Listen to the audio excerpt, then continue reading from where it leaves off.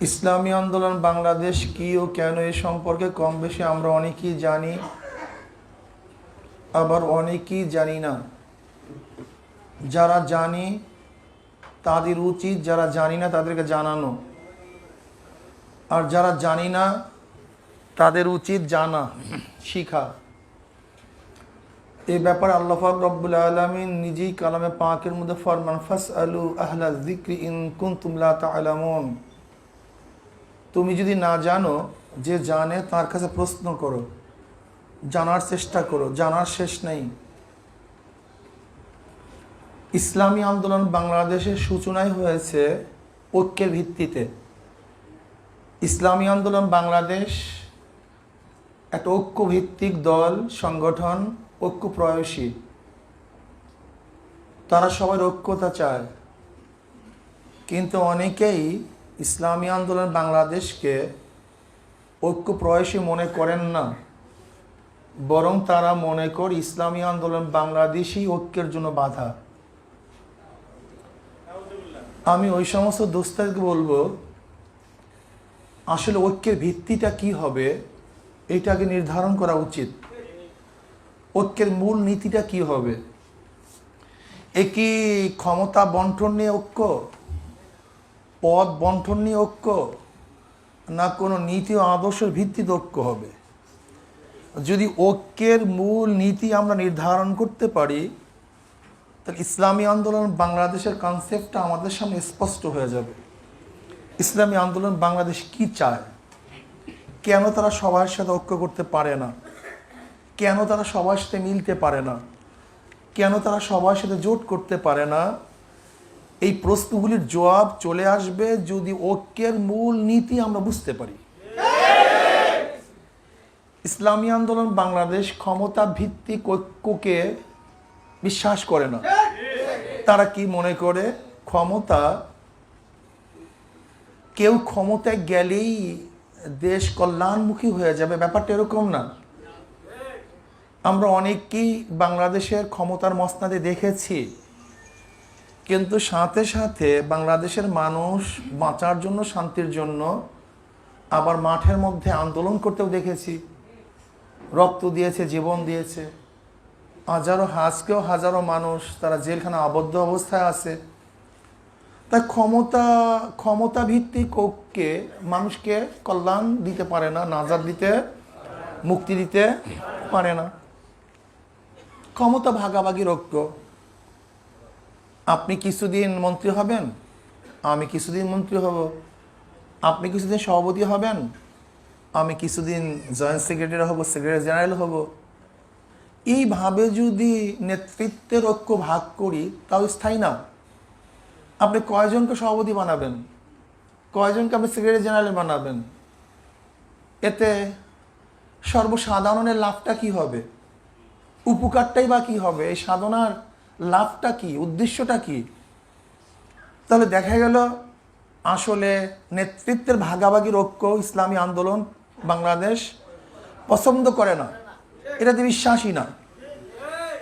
ইসলামী আন্দোলন বাংলাদেশ তারা বিশ্বাস করে নীতি ও আদর্শের ঐক্য, নীতি ও আদর্শের ঐক্য। ইসলামী আন্দোলন বাংলাদেশ যেখানে নীতি ও আদর্শ পাবে, সেখানে তাদের নেতৃত্বকে জলাঞ্জলি দিয়েও তাদের সাথে তারা ঐক্য করবে। আমাদের মূলনীতি কি? আমাদের শায়খ মুর্শিদ নব্বরাল্লাহু মারকাদাহু আমাদেরকে যেই মূল নীতি দিয়ে গিয়েছেন, আল্লাহ পাকের শুকর, এক চুল পরিমাণও আমরা সেই নীতি এবং আদর্শ থেকে হটি নাই, আমাদের পদচ্যুতি ঘটে নাই। আব্বা কি বলছেন, শায়েখ কি বলছেন, যে দেখো আওয়ামী লীগের বাবারা, হে আমার বিএনপির বাবারা, আজকেও যদি তোমরা ইসলামী হুকুমাত কায়েম করো, আমি ফজলুল কিন্তু তোমাদের গোলাম হয়ে যাব। ক্লিয়ার কাট কথা।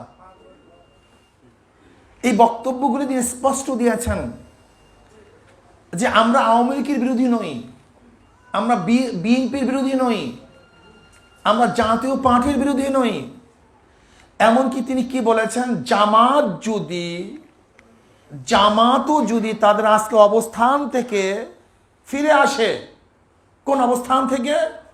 হক্কানি উলামায়ে কেরাম তাদের উপরে কোরআন ও হাদিসের ভিত্তিতে যে প্রশ্নগুলি তুলছে, সেই সমস্ত প্রশ্নগুলির জবাব যদি তারা কার্যক্ষেত্রে দিতে পারে, লিখনিতে এবং বাস্তবে যদি তাদের আকীদা এবং বিশ্বাস থেকে তারা সরে আসে, আহলে সুন্নাত ওয়াল জামাতের আকীদা তারা গ্রহণ করে, তাহলে জামাতের সাথে আমাদের শত্রুতা নেই। ক্লিয়ার কাট কথা। বিএনপির সাথে শত্রুতা নাই, জাতীয় উপাসের শত্রুতা নাই, আওয়ামী লীগের সাথে শত্রুতা নাই, কোন কমিউনিস্টের সাথে আমাদের শত্রুতা নাই। বরং যে আল্লাহর জমিনে আল্লাহর হুকুমত কায়েম করতে চায়, সে আমার সাথী, আমিও তার সাথী, সে আমার বন্ধু, আমিও তার বন্ধু। এছাড়া ক্ষমতার বন্টন, ক্ষমতার ভাগাভাগি, নেতৃত্বের ভাগাভাগি, এর ইসলামী আন্দোলন বাংলাদেশ কারোর সাথে ঐক্য করবে না। কাজে চিল্লা করে কোনো ফায়দা নেই। আমাদের কনসেপ্ট একেবারে ক্লিয়ার, একেবারে ক্লিয়ার কনসেপ্ট। যদি কেউ মনে করেন ইসলামী আন্দোলন বাংলাদেশ শুধু নিজেরা চলতে চায়, এটা ভুল। ইসলামী আন্দোলন বাংলাদেশ ইসলাম পন্থী থেকে নিয়ে চলতে চায়, কিন্তু ইসলাম পন্থীর নামে বিএনপি পন্থীদেরকে নিয়ে তারা চলতে পারে না। ইসলাম পন্থীর নামে আওয়ামী লীগ পন্থীদেরকে তারা বিশ্বাস করে না। ইসলাম পন্থীর নামে জামাতকে শক্তিশালী করার কোনো শক্তিকে তারা পছন্দ করে না। এটা বুঝতে হবে। ইসলামী আন্দোলন বাংলাদেশ তাদের নেতৃত্ব প্রতিষ্ঠিত করতে চায় না, মানে ইসলামী আন্দোলন বাংলাদেশ মনে করে যার দ্বারা ইসলাম হবে, আল্লাহর জমিনে আল্লাহর হুকুমত কায়েম হবে, তারা তাদের সাথে থাকবে, তাদের সাথে আন্দোলন করবে, সংগ্রাম দেবে, জীবন করবে, জীবন দিবে, জীবন বিসর্জন দিবে। ইসলামী আন্দোলন বাংলাদেশ। কাজে আমাদের বন্ধুদেরকে বলবো, যারা উঠান্ত বয়সী কলম ধরছেন, আমাদের ওই সমস্ত বন্ধুদেরকে বলবো, ইতিহাস সম্পর্কে আপনাদের জানা উচিত। ইসলামী আন্দোলনের প্রতিষ্ঠা লগ্ন কি ছিল, এটার ভিত্তি কিভাবে হয়েছিল, এরা কোন আদর্শ লালন করে, কোন আদর্শ অনুযায়ী তারা চলতে চায়, এই সমস্ত বিষয়গুলো যদি আমরা না জানি, তাহলে আপনার সাথে আমার দ্বিমত থাকবেই, ঐক্যমত হবে না। ইসলামী আন্দোলন বাংলাদেশ স্টেজের ঐক্য চায় না, মঞ্চের ঐক্য চায় না। ইসলামী আন্দোলন বাংলাদেশ নীতি ও আদর্শের ঐক্য চায়। তারা কলবি ঐক্য চায়, কলবি ঐক্য, অন্তরের ঐক্য চায়। এবং বিশ্বাস করি, যদি অন্তরের ঐক্য থাকে, তাহলে আমাদের থেকে এক ব্যক্তি অনেক দূরে থাকলেও সে আমার নিকটে, আর অন্তরের ঐক্য না থাকলে, এক চেয়ারেও থাকলে সে আমার থেকে অনেক দূরে। এটা বুঝতে হবে আপনাকে। আপনি ঐক্য বলতে কি বুঝতেছেন?